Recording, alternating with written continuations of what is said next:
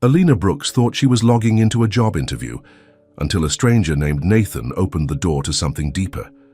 But when secrets surface, will one wrong click rewrite both their destinies? Before we get into the story, comment below where in the world you are watching from today. The alarm clock buzzed for the third time that morning.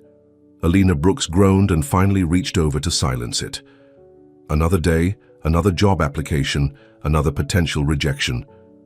At 26, this wasn't where she had imagined her life would be. "Good morning, sunshine," her roommate Trisha called from the kitchen. "Coffee's ready." Alina shuffled out of her small bedroom in their shared apartment. "Thanks, I need it today."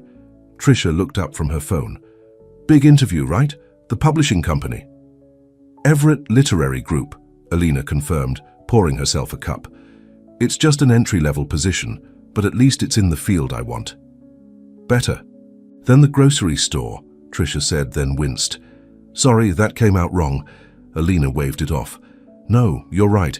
I've spent 4 years scanning groceries while trying to make my English degree mean something." She took a sip of coffee. "This internship at the magazine is great experience, but they can't afford to pay me. I need something real." Rain pattered against the windows as Alina prepared for her interview. She laid out her only professional outfit, a navy blue blazer, white blouse, and matching skirt, and practiced her answers in the mirror. Why? Do I want to work at Everett Literary? Because I believe books change lives. Because I've dreamed of being part of the publishing world since I was 12. She sighed at her reflection. And because I'm tired of choosing between paying rent and buying groceries. By 2 o'clock, Alina sat at her small desk, computer open, and notes spread before her. The virtual interview was scheduled for 2:30, but she'd heard that being early showed initiative. Her stomach twisted with nerves as she clicked the link in the email. The screen loaded, showing a waiting for host message. Alina checked her appearance one last time in her camera preview, smoothing her hair and straightening her collar. After a few minutes, the screen changed. A man appeared, his background plain and minimal, just a bookshelf visible in the corner. He had sandy brown hair that looked slightly disheveled, kind eyes behind wire-rimmed glasses, and a gentle expression that immediately put Alina at ease. "You're early," he said with a soft smile. Alina felt her cheeks warm. "Yes, I wanted to make a good impression." The man nodded. "That's refreshing. Most people barely make it on time." There was something in his voice, a weariness, a kind of quiet loneliness that surprised her. "I'm Alina Brooks," she said, then immediately felt foolish. Of course he knew who she was.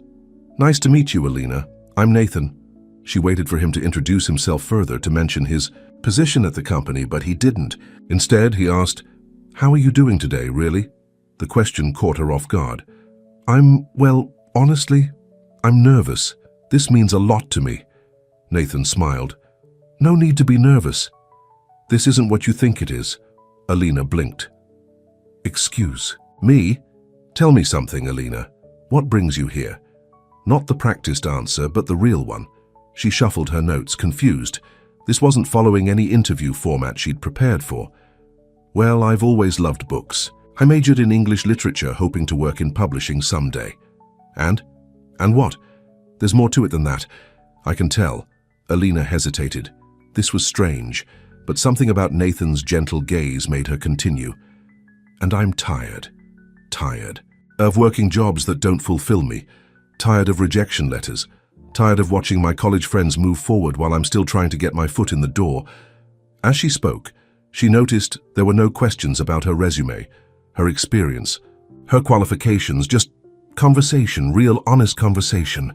"I understand that feeling," Nathan said quietly. "The world doesn't always make room for us when and how we expect it to."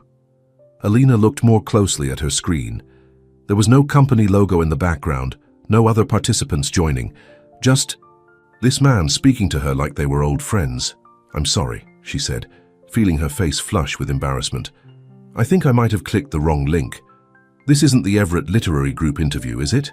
Nathan's expression shifted. Fair flicker of something, surprise, interest, crossing his face. "No," he admitted. "It's not." Alina covered her face with her hands. "Oh my God, I'm so sorry. I must have mixed up the links." She peeked through her fingers. What is this meeting? Nathan hesitated. It's a support group of sorts. A support group, and I just barged in talking about job interviews. Alina groaned. I should go. I'm so sorry for interrupting. But Nathan didn't end the call. Instead, he leaned forward slightly. Maybe you were supposed to end up here. Alina lowered, her hands surprised. What do you mean? Sometimes the universe has different plans than we do. His smile was gentle. The others aren't joining today anyway. It's just me.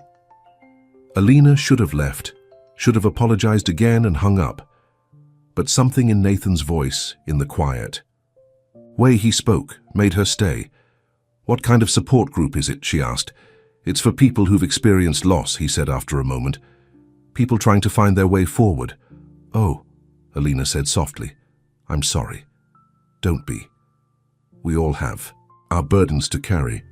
They sat in silence for a moment, and strangely it wasn't uncomfortable. Your interview, Nathan finally said. When is it actually scheduled for?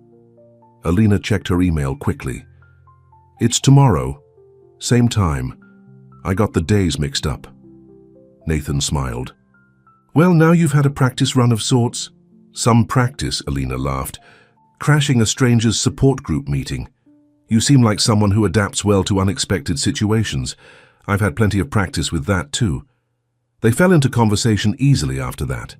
Alina told him about her job at the grocery store, her unpaid internship at a small literary magazine, her stack of rejection letters. Nathan listened, really listened, in a way people rarely did. What about you? She asked eventually.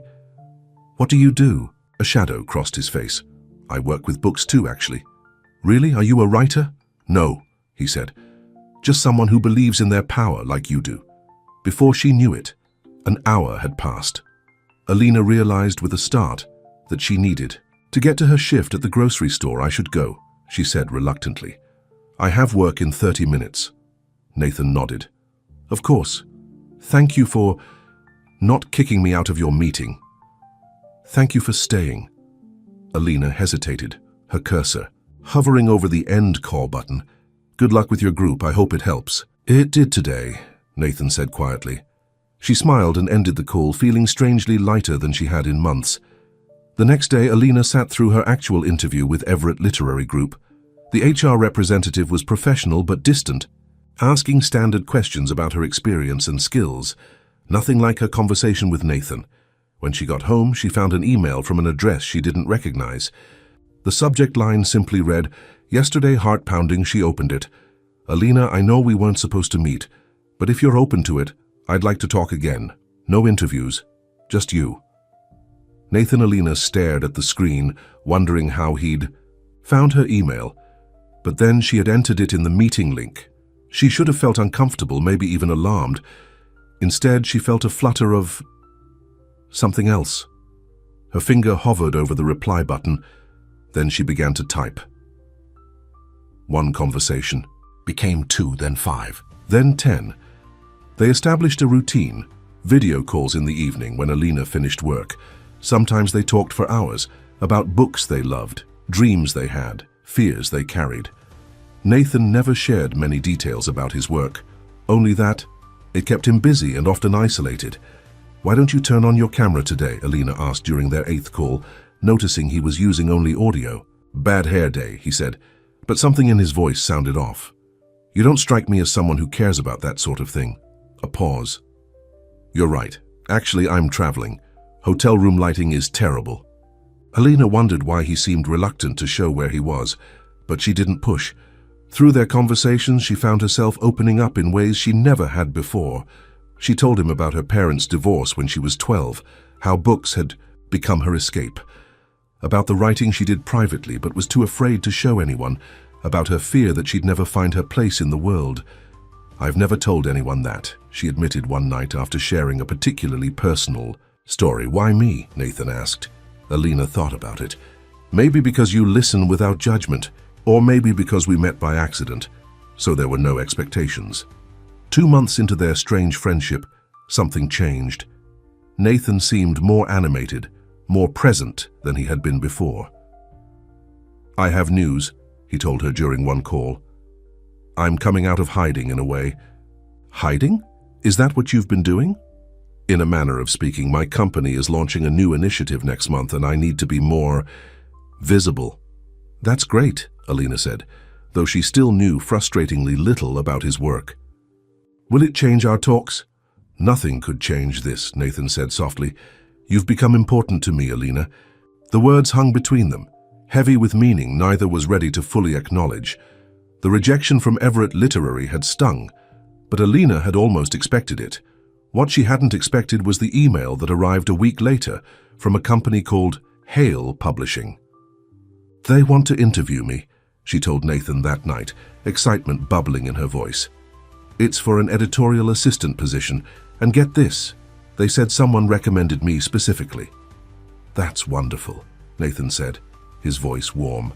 "Did they say who recommended you?" "No, just that my unique perspective caught their attention. I don't even remember applying there, but I must have." "When's the interview?" "Next Tuesday. In person." Alina bit her lip. "I'm terrified." "This is a major publishing house, Nathan. This could be my chance and you'll be amazing," he said. "Just be yourself. That's more than enough." She smiled. "Thank you for everything these past months talking to you. It's helped me more than you know." "It's been mutual, Alina. More than you realize." The Hale Publishing headquarters took up 3 floors of a sleek downtown building. Alina arrived early, smoothing down her blazer as she checked in with reception. "Alina Brooks for the editorial assistant interview," she said, trying to keep her voice steady. The receptionist smiled. "Yes, we've been expecting you. Take the elevator to the 14th floor." The office was beautiful, open concept with floor-to-ceiling windows, walls lined with bookshelves and comfortable reading nooks scattered throughout. A friendly HR representative named Melissa greeted her and led her on a tour. Hale Publishing was founded 15 years ago, Melissa explained as they walked. "We started small, but grew quickly under the leadership of the Hale brothers. After Thomas Hale's passing 2 years ago, his twin brother Nathan took full control." Alina's steps faltered. "Nathan Hale?" "Yes, though he's been quite private since the tragedy. He's only recently begun taking a more public role again." Melissa gestured to a wall where photographs of the company's history were displayed. "That's him there." Alina's eyes followed her gesture, and the world seemed to tilt beneath her feet. There, in a professional photograph, stood the man she'd been talking to for months, the same gentle eyes behind wire-rimmed glasses, the same soft smile. Nathan. Her Nathan Hale, CEO of Hale Publishing, the man who had never told her who he really was. "Are you all right?" Melissa asked, noticing Alina's sudden paleness. "I just need a moment," Alina whispered, her eyes fixed on the photograph. Everything clicked into place. The vague answers about his work, the reluctance to show his surroundings, the mysterious recommendation. It had all been a lie, or at least not the whole truth. Without a word, Alina turned and walked toward the elevator, tears beginning to blur her vision. "Miss Brooks, the interview?" Melissa called after her. But Alina couldn't speak, couldn't stay. She stepped into the elevator and pressed the lobby button, her hands shaking. As the doors closed, her phone chimed with a message notification. Through her tears, she read, "You were never a mistake. You were the first thing that felt like life again." The elevator descended, taking her away from the job she'd wanted, and the man she'd begun to trust, perhaps even love, not knowing. They were connected all along. Rain poured down as Alina burst through the front doors of the Hale Publishing building. She had no umbrella, but the cold drops hitting her face mixed with her tears, making it impossible to tell which was which. "Miss Brooks," Melissa called from behind her, having chased her down to the lobby. "Please wait." Alina kept walking, her heels clicking rapidly on the wet sidewalk. "Your interview?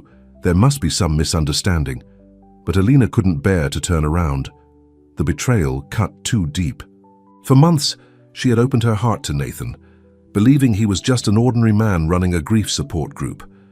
Not once had he mentioned he was Nathan Hale, CEO of one of the largest publishing companies in the city. The same company now, offering her an interview that wasn't real, just like their friendship.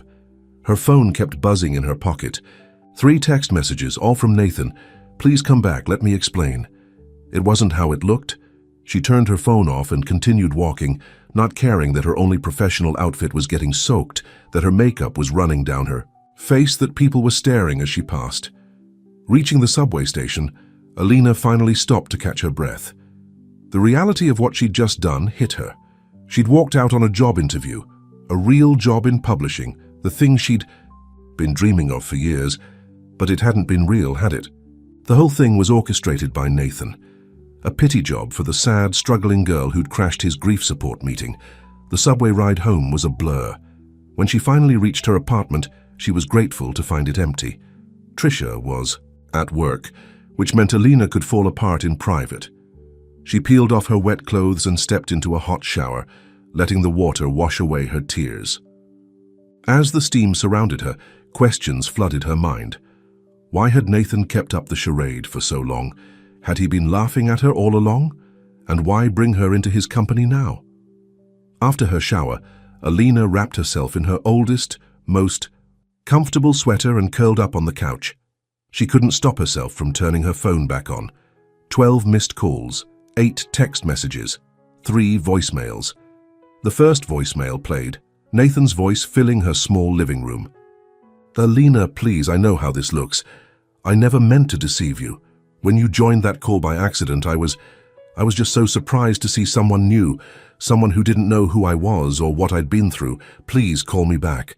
Let me explain. The second voicemail was shorter. I understand you're angry. You have every right to be, but the job offer is real. Your talent is real. I recommended you because you deserve it, not because of us. The third voicemail broke. Her heart. The support group wasn't a lie. After Thomas died, I couldn't be Nathan Hale anymore.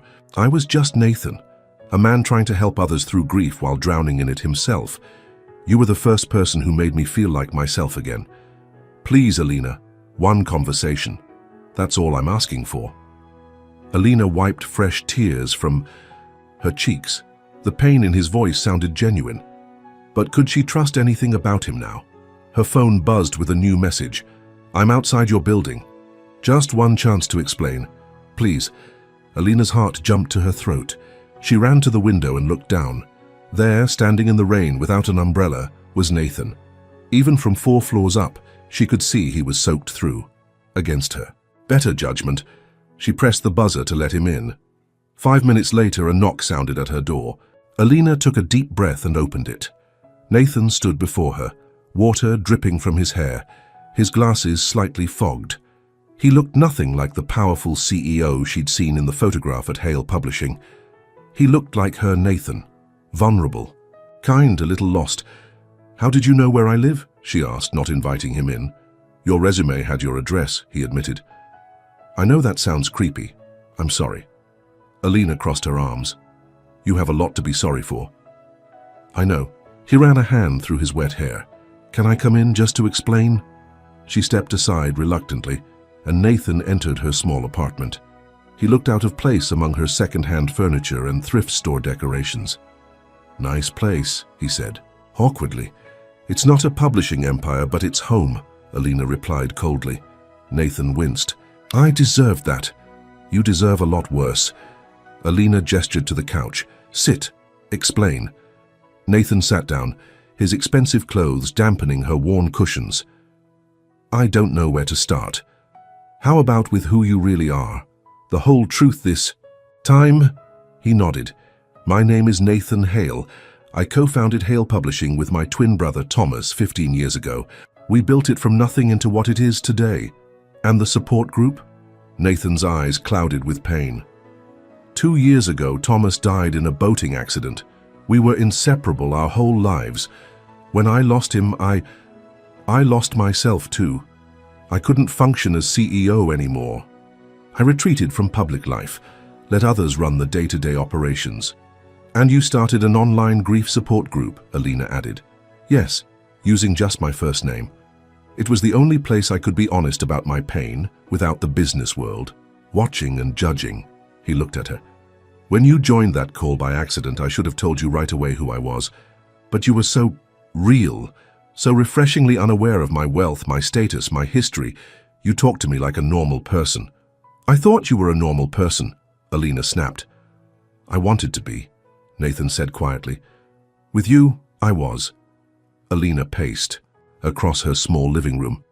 So for 2 months you let me ramble on about my struggles to find a job in publishing, a job you could have given me at any time. And you said nothing? It wasn't that simple. At first I didn't know you well enough to offer you a position. And then as we got closer, I worried offering you a job would change everything between us. He paused. I was selfish. I wanted to keep what we had. What exactly did we have, Nathan? A friendship built on lies. Not lies, he insisted. Omissions. Everything I told you about myself was true, about my grief, my loneliness, the things I care about. I just didn't tell you my last name or my job title. Those are pretty big omissions. I know. Nathan leaned forward. But Alina, think about the things we shared, the conversations we had. That was all real. More real than anything in my life these past 2 years. Alina sat down in the armchair across from him, keeping distance between them. Why did you offer me the job now? Because you deserve it. I read the writing samples you sent me. Your work. At that literary magazine, you have real talent. And yes, the timing is suspicious, I know that. But I'm trying to step back into my role at the company. Part of that is building a team of people I believe in. He looked at her intently. And I believe in you, Alina. How convenient, she muttered. Is it? Nathan challenged. You walked out today. I knew you might when you saw who I really was. I knew I might lose both you and a promising employee. That doesn't seem very convenient to me. Alina was silent. For a moment. In one of your voicemails, you mentioned us. What did you mean by that? Nathan's expression softened. I think you know. The air between them felt charged. Alina looked away, fighting the conflicting emotions inside her. I need time to think, she finally said. This is all too much. Nathan nodded and stood up. I understand. He reached into his pocket and placed a business card on her coffee table. My personal number. When you're ready to talk, if you're ready, I'll be waiting. He walked to the door, then turned back. For what it's worth, meeting. You was the best accident of my life. After he left, Alina sat in silence, staring at his card on her table. The rain continued to fall outside, mirroring the storm in her heart. The next morning, Tricia found Alina still on the couch, wrapped in a blanket and staring at her laptop. Whoa, you look like you had a rough night, Tricia said, setting her purse down. How did the interview go? I didn't go through with it, Alina mumbled. What? Why not? Alina sighed. It's complicated. Remember that guy I told you about? The one I've been talking to online for months? The mysterious Nathan. What about him? Turns out he's Nathan Hale, CEO of Hale Publishing. Tricia's jaw dropped. The Hale Publishing, the one you were interviewing. With? Alina nodded miserably. Wait, I'm confused, Tricia said, sitting down next to her. Isn't this a good thing? You've been talking to the big boss for months. He lied to me, Tricia. He let me believe he was just some ordinary guy, all while I was pouring my heart out to him. Did he actually lie, or did he just not tell you everything? Alina shot her friend an annoyed look. Whose side are you on? Yours, obviously. But this guy is crazy about you. He came here in the rain yesterday. How do you know that? Mrs. Jenkins from downstairs texted me. Said some handsome man in expensive clothes was standing in the rain looking up at our window. I figured it was a rom-com moment happening for one of us. Tricia nudged her. Turns out it was for you. Alina groaned. It's not romantic. It's complicated. Love. Usually is. Tricia gestured to the laptop. What are you doing anyway? Research on Nathan Hale and his brother. The screen showed news articles about Thomas Hale's tragic boating accident 2 years earlier. The brothers had been celebrating the company's biggest acquisition when a sudden storm hit. Thomas was thrown overboard. Despite Nathan's efforts to save him, Thomas had drowned. Nathan was hospitalized for hypothermia and shock after trying to rescue his brother, Alina read aloud. After his release, he withdrew from public life, leading to rumors about the company's future. That's awful, Tricia said softly. There's more, Alina continued scrolling. Before the accident, Nathan Hale was known for his innovative approach. to publishing and his charismatic leadership. Industry insiders say he's not been the same since the tragedy, delegating most public appearances to his executive team. Trisha looked at her. So he really did retreat from the world just like he told you? Yes, Alina admitted. That part was true. She clicked on another article, showing photos of the Hale brothers in happier times. The resemblance between them was striking, both with the same kind eyes, though Thomas had a more confident smile. You said he ran a grief support group, right? Trisha asked. Alina nodded. Under just his first name. He said it was the only place he could be honest about his pain. And then you crashed it thinking it was a job interview. Trisha laughed softly. That's actually kind of perfect. How is any of this perfect? Because for the first time in 2 years, this man found someone who saw him for who he is, not for what he lost. Trisha took Alina's hand. Do you have any idea how rare that is? Alina hadn't thought about it that way. With her, Nathan wasn't the grieving CEO or the broken twin. He was just Nathan, a man with thoughts and feelings and dreams, just as she was just Alina to him, not a struggling wannabe editor or a grocery store cashier. I still don't know if I can trust him, she said quietly. Fair enough, but ask yourself this. In all those conversations, did he ever try to use you, manipulate you, take advantage of your situation? No, Alina admitted. He mostly just listened, and now he's offered you a job based on your talents. Sounds like a pretty decent guy to me. Alina closed her laptop. I need to think. Think all you want, but don't overthink. Some people go their whole lives without finding a connection like you. 3 days passed. Alina returned to her shifts at the grocery store, scanning items while her mind replayed every conversation she'd had with Nathan. She'd reread all their text messages, looking for clues she might have missed, signs that should have told her who he really was. On the 4th day, she was restocking a display when her manager called her to the front. Someone here to see you, Brooks. Alina's heart raced, thinking it might be Nathan. But instead, she found Melissa from Hale Publishing waiting by the registers. Ms. Brooks, Melissa said with a professional smile. I hope you don't mind me tracking. You down here? You left rather suddenly the other day. I'm sorry about that, Alina said, embarrassed. It was unprofessional. Actually, I'm not here about the interview. Melissa handed her a thick envelope. Mr. Hale asked me to deliver this to you personally. Alina took the envelope hesitantly.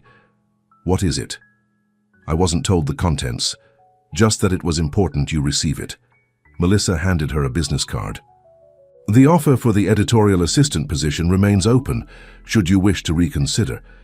We were very impressed with your writing samples. After Melissa left, Alina took her break early and opened the envelope in the staff room. Inside was a manuscript about 200 pages, with a simple title page, The Things We Don't Say By. Nathan Hale, a note was paperclipped to the front. Alina, you once told me about the writing you do privately, but are afraid to share. This is mine, the story of losing Thomas, the story of finding you. This isn't for publication, it's just for you. The first person I've trusted with my words in a very long time. Whatever you decide about the job, about us, I wanted you to have this. You showed me how to be honest again. It seems only fair that I return the favor, in the most honest way I know how. Nathan Alina's hands trembled as she turned to the first page. The opening lines caught her breath. The worst part about being a twin isn't losing your other half. It's continuing to live as an incomplete person, watching the world expect you to be whole. She couldn't read it here, not in the dingy break room with its fluorescent lighting and coffee-stained tables. This deserved her full attention. When her shift ended, Alina took the manuscript home and began to read. Nathan's writing was raw, vulnerable, beautiful in its honesty. He described the accident in harrowing detail. The storm, the desperate attempt to save his brother, the moment he knew Thomas was gone. He wrote about the emptiness that followed, the way he went through the motions of living while feeling dead inside. About starting the grief support group to try to make sense of his loss. And then, in the final chapters, he wrote about her. About the day a nervous young woman joined his call by mistake, her notes visible on her desk, her hopes written plainly on her face. She had no idea who I was, and in that moment, I realized how desperately I'd needed that. to be seen as just a person, not as half of what was once whole, not as the surviving twin, the grieving brother, the reclusive CEO, just Nathan. And so I did something unforgivable. I let her keep believing it. Alina read through the night, tears flowing freely. By the final pages. In trying to protect this connection, I may have destroyed it. In hiding parts of myself, I've compromised the whole. But for 2 months, this accidental friendship taught me something I'd forgotten, that life continues after loss, that new beginnings are possible, even when they arrive through unexpected doors. All I can hope now is that she'll find a way to forgive what I couldn't bring myself to say, that she'll understand why I held back the truth, not to deceive her, but to preserve the one real thing in my half-real life. As dawn broke outside her window, Alina closed the manuscript and reached for her phone. She stared at Nathan's business card for a long moment, then dialed his number. It rang only once before he answered. "Alina, I read it," she said softly. "All of it. And I think we need to talk. In person. No screens between us this time." "Name the place and time," Nathan said, hope evident in his voice. Alina took a deep breath. "The coffee shop across from Hale Publishing, 1 hour." As she hung up, Alina wasn't sure what would happen next. But for the first time since discovering the truth, she was ready to find out. The coffee shop was busier than Alina had expected for an early morning. She found a table by the window with a clear view of the Hale Publishing building across the street. Its glass facade gleamed in the morning sun, imposing and impressive, just like its owner. She ordered a simple black coffee, too nervous to eat anything. Her copy of Nathan's manuscript sat on the table beside her, dog-eared from her all-night reading session. The bell above the door chimed, and Alina looked up to see Nathan entering. He was dressed more casually than she'd expected. Jeans, a simple button-down shirt, and a light jacket. No power suit, no designer accessories. He looked around until his eyes found hers, a mixture of hope and uncertainty on his face. She raised her hand slightly, and he made his way to her table. "You came," he said, as if he hadn't quite believed she would. "I said I would." Alina gestured to the chair across from her. "Sit down."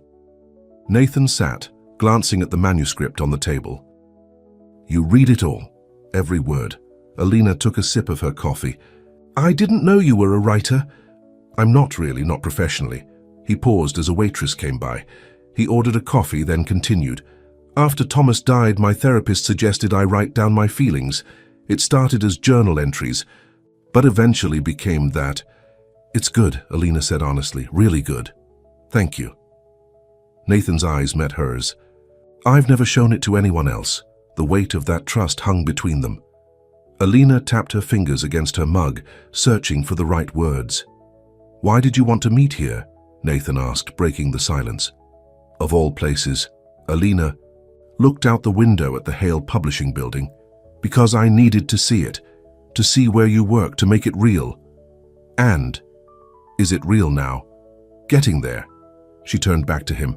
"I have questions." "I'll answer anything. No more hiding." Alina took a deep breath. "The job offer. Was it real, or was it just a way to see me in person?"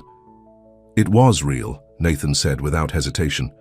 "Your writing samples are excellent. Your experience at the magazine shows initiative. You'd have gotten an interview regardless of our connection." "But you did push for it?" Nathan nodded. "I mentioned your name to HR.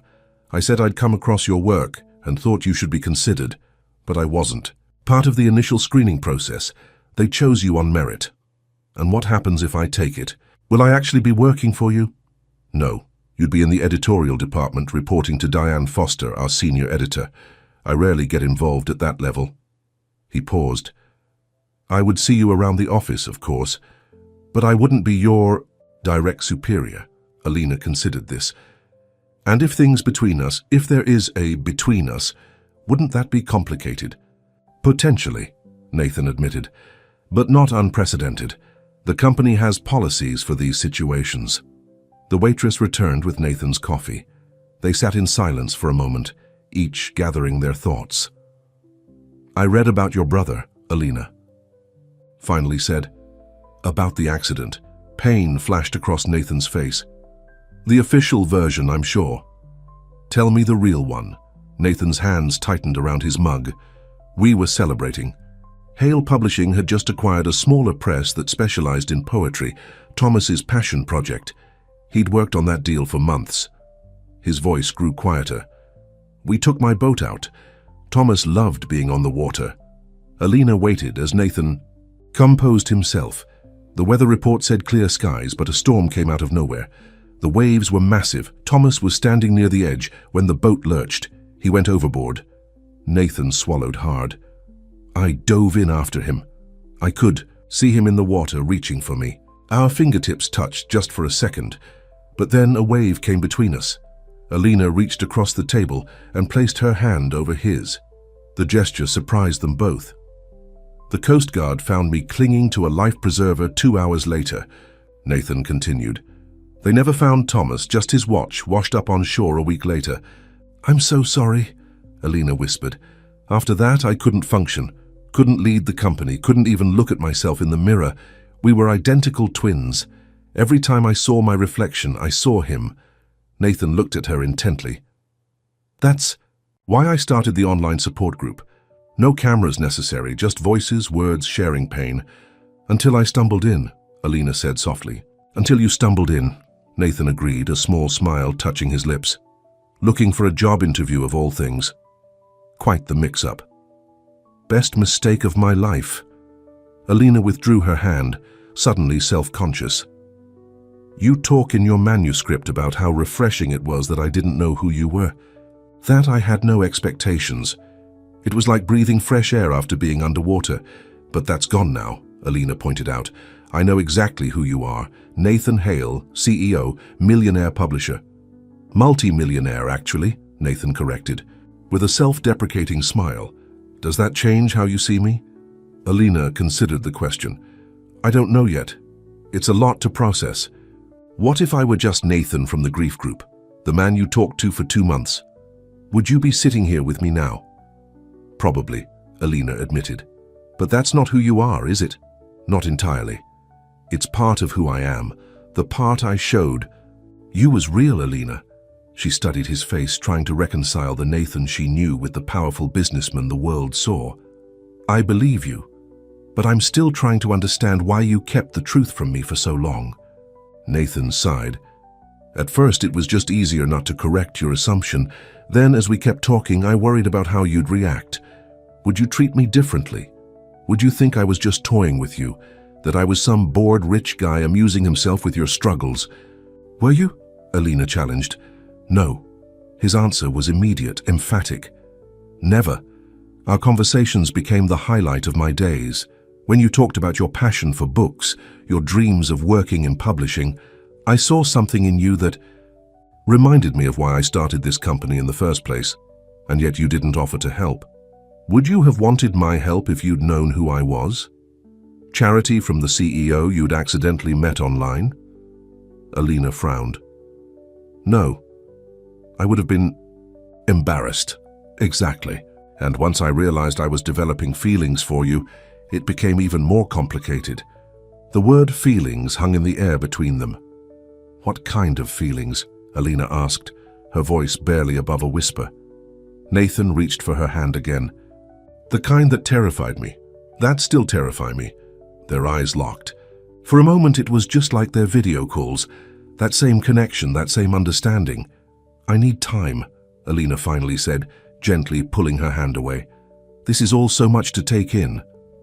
I understand. Nathan nodded. What about the job? Alina looked out at the Hale Publishing building again. I need to think about that too.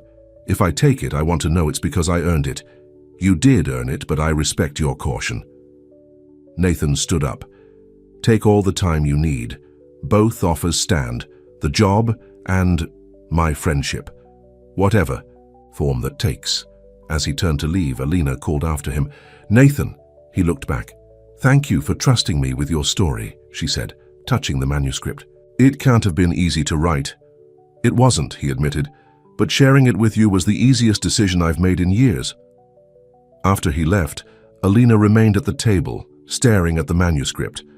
Inside those pages was the raw truth of a man she'd come to care for deeply, a man who'd hidden parts of himself but had now laid everything bare. That evening, Alina sat on her couch with Trisha, explaining everything that had happened. "So let me get this straight," Trisha said, munching on popcorn. "This guy wrote you an entire book about his life, and you're still not sure if you should give him a chance?" "It's not that simple," Alina argued. "What about the job? If I take it, people will talk. They'll think I slept my way into the company. Who cares what people think? This is your dream job." "But is it? Or is it just Nathan pulling strings?" Trisha rolled her eyes. "Girl, do you hear yourself? You've been applying to publishing houses for years. Now one of the biggest in the city wants you, and instead of celebrating, you're looking for problems." "I just want to make sure I'm making decisions for the right reasons," Alina said defensively. "What does your gut tell you? About Nathan, about the job, all of it?" Alina sighed. "My gut is confused. My heart is even more confused." "Do you have feelings for him? The real him, now that you know everything?" "I think I do," Alina admitted quietly. "But what if it doesn't work out? What if I take the job, we try dating, it falls apart, and then I'm stuck working at his company?" "What if it does work out?" Trisha countered. "What if this accidental meeting was the universe giving you exactly what you needed?" "Now, you sound like Nathan," Alina said with a small smile. "Maybe you were supposed to end up here." "Smart man." Trisha tossed a piece of popcorn at her. "Look, take the weekend to think about it, but don't overthink it. Sometimes good things just happen. Helena, let yourself accept that." The weekend passed in a blur of indecision. Alina made pro and con lists, talked herself into and out of both the job and a potential relationship with Nathan a dozen times. On Monday morning, she stood in front of her closet, staring at her limited professional wardrobe. Before she could talk herself out of it, she pulled out her blue blazer and skirt. An hour later, she was standing in the lobby of Hale Publishing, her heart racing. "I'm here to see Melissa in HR," she told the receptionist, "about the editorial assistant position." "Of course, Ms. Brooks, we've been expecting you." As she was led to the elevator, Alina caught a glimpse of Nathan across the lobby, talking with a group of executives. He looked different here, more commanding, more confident. But when he glanced up and saw her, the smile that spread across his face was all the Nathan she knew. He excused himself from his group and walked over. "You came back," he said softly. "For the job interview," Alina clarified, though her racing heart suggested other reasons. "Of course." Nathan maintained a professional distance. "Good luck, though you won't need it." "Thank you," she said, stepping into the elevator. As the doors began to close, she added, "Maybe I was supposed to end up here after all." The interview went better than Alina could have hoped. Melissa was warm and professional, and Diane Foster, the senior editor, seemed genuinely impressed with her knowledge and ideas. "Your perspective on our young adult line is particularly interesting," Diane said, making notes. "We've been looking to expand in that direction." By the end of the 3-hour process, Alina was offered the position, with a salary higher than she'd dared to hope for.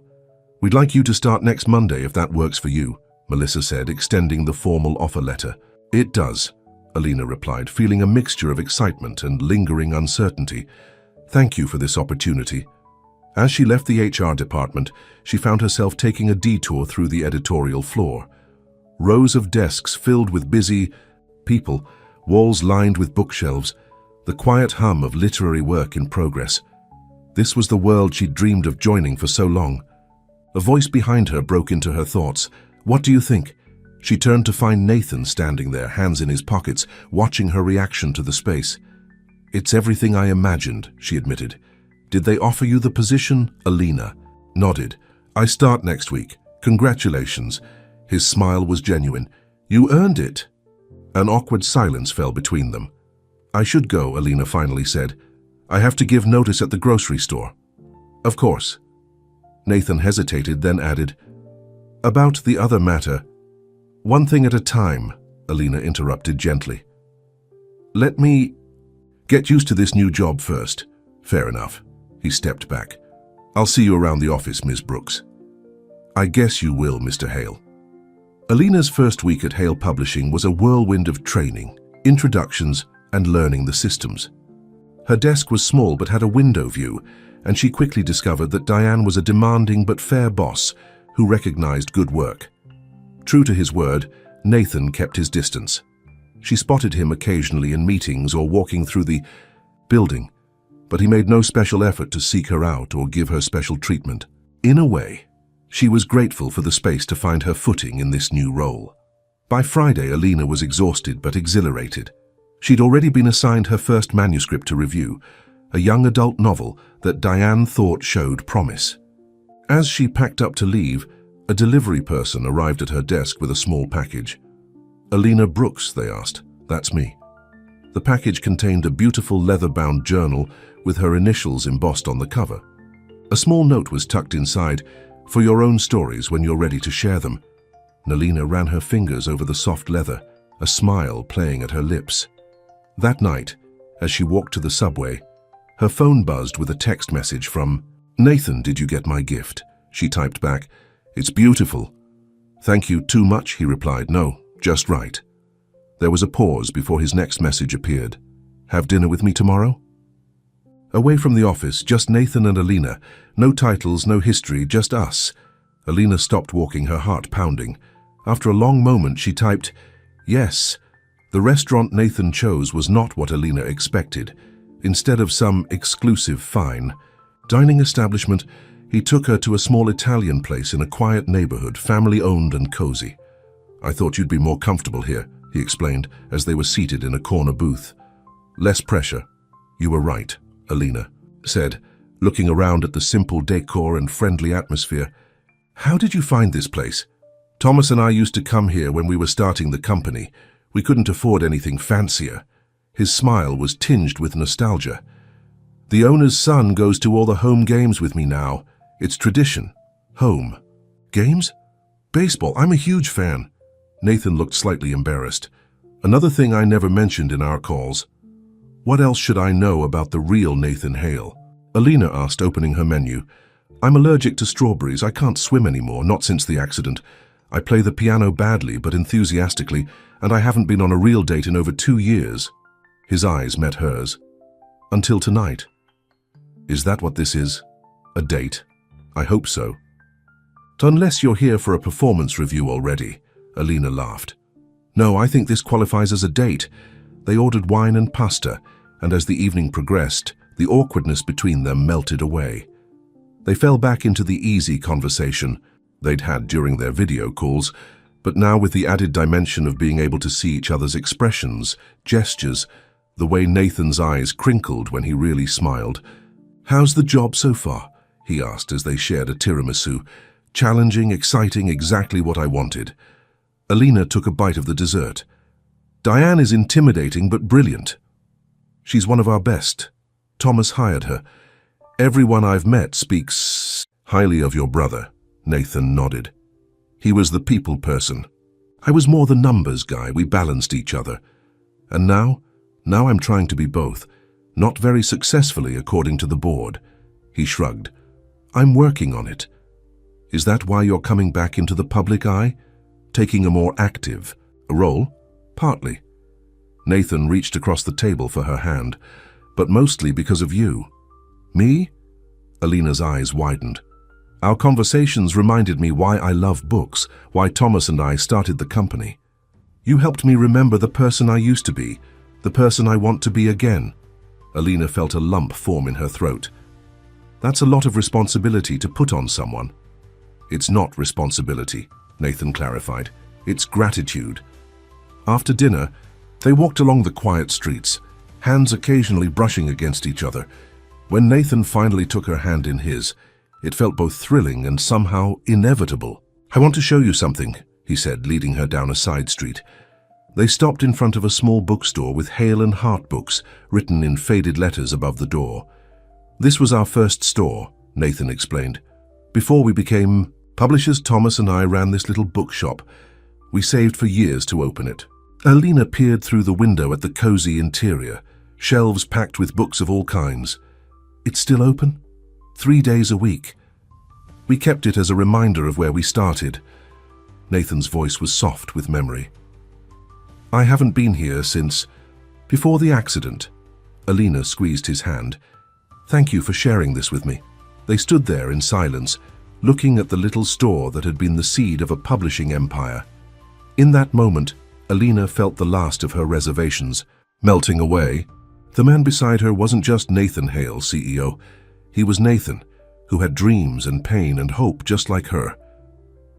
As they walked back toward the subway station, Nathan stopped under a streetlight. What happens on Monday? He asked. When we're back at the office? We be professional, Alina said. I do my job, you do yours. And after hours, she looked up at him, at the face that had become so dear to her. After hours, we figure this out. Whatever this is. I'd like that, Nathan said softly.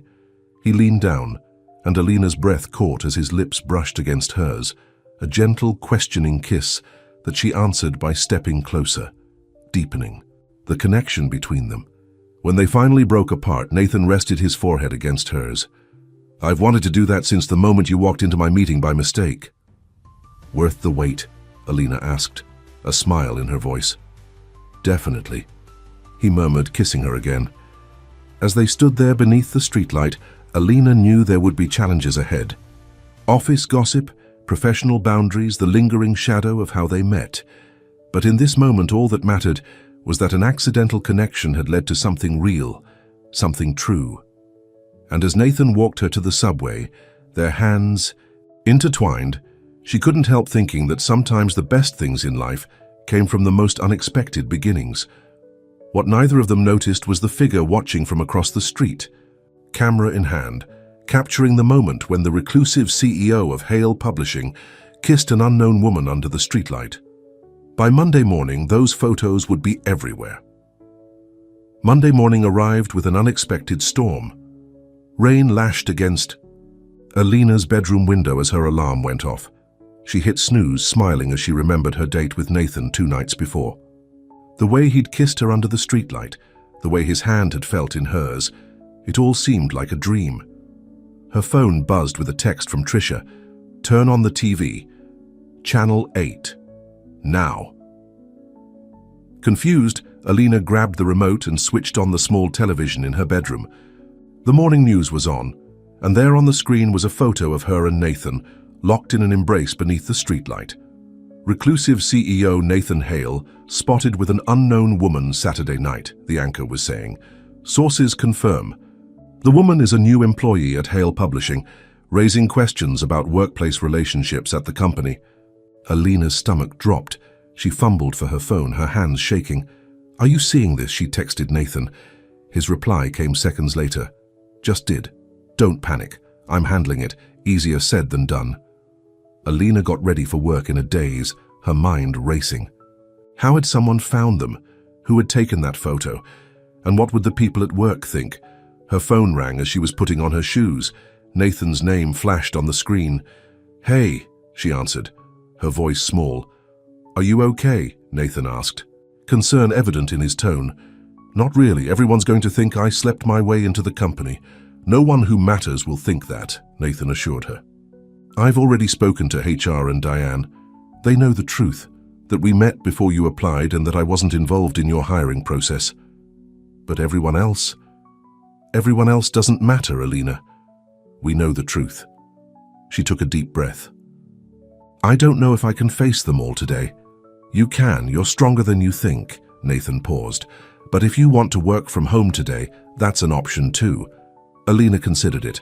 Hiding felt tempting, but also like admitting guilt. No. I need to face this head on. That's my girl, Nathan said softly. I'll see you at the office. We'll get through this together. As Alina hung up, a new text came in from Trisha. You've been holding out on me. That kiss looked hot. Despite everything, Alina laughed. Leave it to Trisha to focus on the important details. The walk from the subway to Hale Publishing had never felt so long. Alina kept her head high, though she felt eyes following her from the moment she entered the lobby. The usual friendly smile from the receptionist was replaced with curious glances. The elevator ride was awkward silence as other employees stared, then quickly looked away when she caught them. When she reached the editorial floor, conversation stopped as she walked to her desk. Then the whispers started. "Morning," said Mark, the editorial assistant at the desk beside hers. His grin was knowing. "Busy weekend?" Alina ignored him, turning on her computer and trying to focus on work. But the whispers continued, growing louder as the morning progressed. Probably why she got hired so quickly. Heard she doesn't even have publishing experience, slept her way to the top. By lunchtime, Alina was ready to quit. She retreated to the bathroom, locking herself in a stall as tears threatened to fall. Her phone buzzed with a text from Nathan. "Lunch in my office? I had it delivered." The thought of walking through the building to Nathan's office, confirming everyone's suspicions, made her cringe. But hiding in the bathroom wasn't an option either.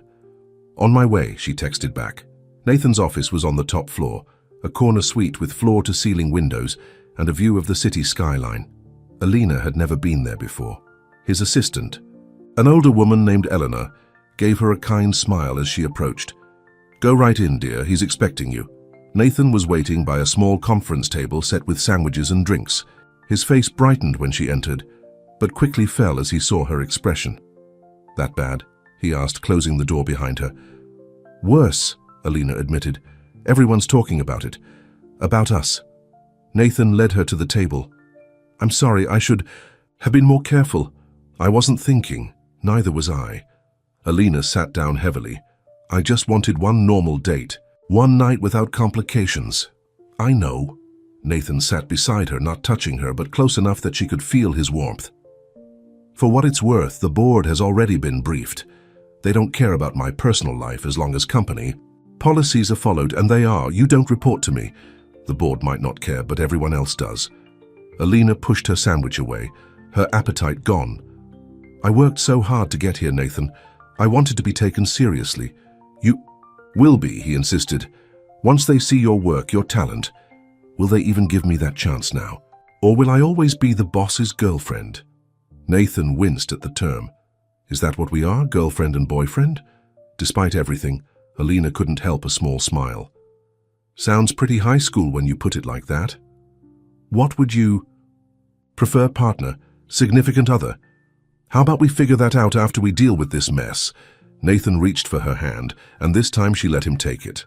"I have an idea about that, but you might not like it. Try me." A company-wide email explaining how we met. The truth, that you stumbled into my grief support group, that we formed a connection before you ever applied to Hale Publishing, that I recused myself from the hiring process. Alina pulled her hand away. "You want to tell everyone about the grief group? About Thomas?" "It's time," Nathan said quietly. "I've been hiding long enough. From the company, from myself. Maybe this is the push I needed. But that's so personal. It is, but I'm tired of secrets, Alina. They've cost me too much already." He looked at her intently. "If I'm going to do this, though, I need to know you're in it with me. That you think what we have is worth fighting for." Alina sat back, stunned by the magnitude of what he was suggesting. "You'd put yourself out there like that? For me?" "For us," Nathan corrected. "And for me, too. It's time I stopped living in the shadows." The conviction in his voice, the openness in his eyes, this was the Nathan she'd come to care for during their long conversations. Strong, vulnerable, honest. "Okay," she said finally. "Let's do it together." Nathan's smile was worth every whispered comment she'd endured that morning. The email went out that afternoon. Alina read it from her desk, her heart in her throat as Nathan's words appeared on her screen. "To all Hale Publishing employees by now, many of you have seen the photographs of me with one of our new employees, Alina Brooks. Rather than allow rumors to circulate, I want to share the truth with all of you. 2 years ago, after the tragic death of my brother Thomas, I retreated from public life. As part of my healing process, I began hosting an online support group for people dealing with grief, using only my first name. 3 months ago, Alina accidentally joined one of these sessions, believing it to be a job interview with another publishing house. This honest mistake led to a friendship that developed over time, with neither of us aware of our professional connection. When Alina applied to Hale Publishing, I recognized her name, but removed myself entirely from the hiring process. She was Selected based solely on her qualifications and experience by our editorial team. I share this personal story not to ask for privacy. As public figures, that ship has sailed, but to ask for respect. Respect for a relationship that began authentically and continues to grow. Respect for a talented new employee who deserves to be judged on her work, not on who she is dating. Thomas believed that Hale Publishing should be more than a company. He wanted it to be a family. In his memory, I ask that we extend that same spirit of acceptance to Alina and to each other. Nathan Hale, CEO, Hale Publishing. Tears blurred Alina's vision as she finished reading. The honesty, the vulnerability in Nathan's words touched her deeply. She looked up to find Mark watching her. "So that's how it happened," he said, his earlier smirk gone. "Pretty romantic, actually." "It wasn't meant to be," Alina said softly. "It just was." "For what it's worth," Mark added, "your edits on the Patterson manuscript yesterday were spot on. Diane was impressed." "Really? Really? So maybe the gossip will die down faster than you think." By the end of the day, Alina felt a shift in the office atmosphere. There were still curious glances, but the malicious whispers had largely stopped. Several colleagues even made a point of stopping by her desk to introduce themselves properly. As she was packing up to leave, her phone buzzed with a text from Nathan.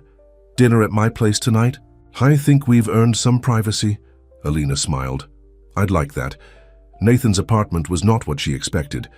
Instead of a sleek penthouse, it was a warm, comfortable space filled with books, vintage furniture, and personal touches. Photos of Thomas were everywhere. The brothers at college graduation, opening their first bookstore, celebrating the launch of Hale Publishing. "This was our place," Nathan explained as he gave her a tour. "We bought it together when the company started taking off. After he died, I couldn't bear to move." Alina squeezed his hand. "It feels like him, like both of you." Nathan led her to the kitchen where ingredients for dinner were already laid out. "I hope you like Italian. It's about the only thing I can cook well." "I love it." Alina picked up a wooden spoon. "Can I help?" They worked side by side, preparing pasta and sauce, moving around each other with an ease that belied how new their relationship was. There was something intimate about cooking together, sharing a kitchen, building something from scratch. Over dinner, Nathan raised his glass. "To accidental meetings." Alina clinked her glass against his. "To honesty." They talked about the reaction to the email, about Alina's first week on the job, about everything and nothing. It felt so natural, so right to be here with him like this. After dinner, they settled on the couch with glasses of wine. "I have something for you," Nathan said, reaching behind a cushion. He pulled out a small wrapped package. "Another gift?" The journal was already too much. "This is different." Nathan handed it to her, a nervous edge to his smile. "Open it." Alina unwrapped the package to find a memory stick. "What's this?" "Thomas and I had a tradition. Whenever something important happened in our lives, we'd record a video message for each other." Nathan's voice grew soft. "The day after you first joined my call by accident, I made one for him. Even though he's gone, it helped me process what I was feeling." Alina turned the memory stick over in her hand, stunned by the trust this represented. "Are you sure you want me to see this?" "I'm sure it was the beginning of us, even if we didn't know it yet."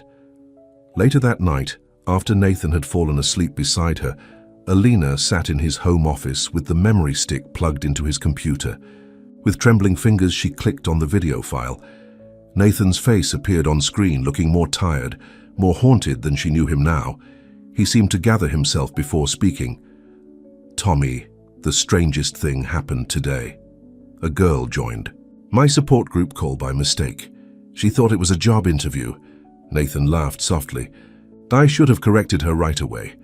But then she started talking about her hopes, her dreams with such openness. She had no idea who I was, Tommy. No expectations, just honest." He ran a hand through his hair, a gesture Alina now recognized as a sign of his nervousness. "I don't know why I'm telling you this. She's just a stranger. But for 30 minutes today, I felt something I haven't felt since you've been gone. I felt present, connected, like maybe the world isn't just a series of empty days to get through." Nathan's eyes grew misty in the video. You always said I needed to open myself up more, to let people in. I think you'd like her, Tommy. She loves books as much as we do. She sees the world with such hope even when life hasn't been kind to her. He wiped at his eyes. I know it's stupid, we only talked once and I'll probably never speak to her again. But I wanted to tell you about it. About her. Because for the first time in 2 years, I felt something close to happiness. And that feels like something worth sharing with you. The video ended, and Alina sat in the darkened office, tears streaming down her face. The raw honesty of Nathan's words, the glimpse into his heart from that very first day, it moved her beyond words. She made her way back to the bedroom, slipping quietly under the covers beside him. Nathan stirred, reaching for her even in his sleep. "You okay?" he murmured, his eyes still closed. "I'm perfect," she whispered, curling into his embrace. 6 months later, Alina stood in the beautifully renovated Hale and Hart books, surrounded by friends, colleagues, and stacks of her favorite novels. The small bookstore where Nathan and Thomas had started their journey was celebrating its grand reopening, now under her management. "A toast," Nathan called, raising his glass, "to the newest chapter of Hale and Hart books, and to the woman who inspired me to remember why we started it all in the first place." Cheers erupted around them. Diane Foster, now Alina's mentor and friend, squeezed her arm. "He's different with you, happier. The whole company feels it." Alina smiled, watching as Nathan chatted with the staff he'd hired to help her run the store. The past months hadn't been entirely smooth. There had been adjustments, boundaries to establish, whispers to ignore, but they'd weathered it all together. Her first book review had been published in Hale Publishing's literary magazine last month, under her maiden name, with no special treatment. The pride she'd felt seeing her byline had been sweeter for knowing she'd earned it honestly. As the party wound down, Nathan found her reorganizing a display of classic novels. "Can't stop working even at your own celebration," he teased, slipping his arms around her waist. "Just making it perfect." She leaned back against his chest. "I still can't believe you gave me the store." "Not gave, entrusted." Nathan kissed her temple. "Thomas would have wanted it to be someone who understands what books mean to people, someone with vision." Alina turned in his arms. "Thank you for believing in me. Always." His eyes grew serious. "I have something to ask you." "What is it?" Nathan took her hand and led her to the small reading nook in the corner of the shop, a cozy space with 2 armchairs where, according to store legend, the Hale brothers had first dreamed up their publishing company. "This spot has always been special to me," Nathan said, his voice soft. "It's where Thomas and I made our biggest decisions. It seems fitting that I make another one here." Alina's heart began to race as Nathan reached into his pocket. "The day you accidentally joined my call was the day I started living again," he said, his eyes never leaving hers. "Every day since then has been a gift I never expected." He dropped to one knee, opening a small velvet box to reveal a vintage ring with a single diamond surrounded by sapphires. "Alina Brooks, will you marry me? Will you build a life with me that's just as beautiful as the accident that brought us together?" Tears filled Alina's eyes as she nodded. "Yes," she whispered, 1,000 times yes. As Nathan slipped the ring onto her finger, she couldn't help thinking of that first day, of clicking the wrong link, of a soft voice saying, "You're early." Maybe she had been. Early to a life she hadn't known was waiting for her. Early to a love that began with a mistake but grew into something real, something true. Nathan stood and pulled her into his arms, kissing her with all the passion of a man who had found his way back from the darkness. "Maybe I was supposed to end up here," Alina murmured against his lips, echoing the words that had started them on this journey. "No, maybe about it," Nathan replied, holding her close. "Some meetings aren't accidents at all. They're fate." Outside the little bookstore, the city continued its busy pace. Inside, surrounded by stories of love and loss and second chances, Alina and Nathan began writing the next chapter of their own, an interview that never happened, a connection that was meant to be a love story that, like all the best ones, found its way to the perfect ending, the end.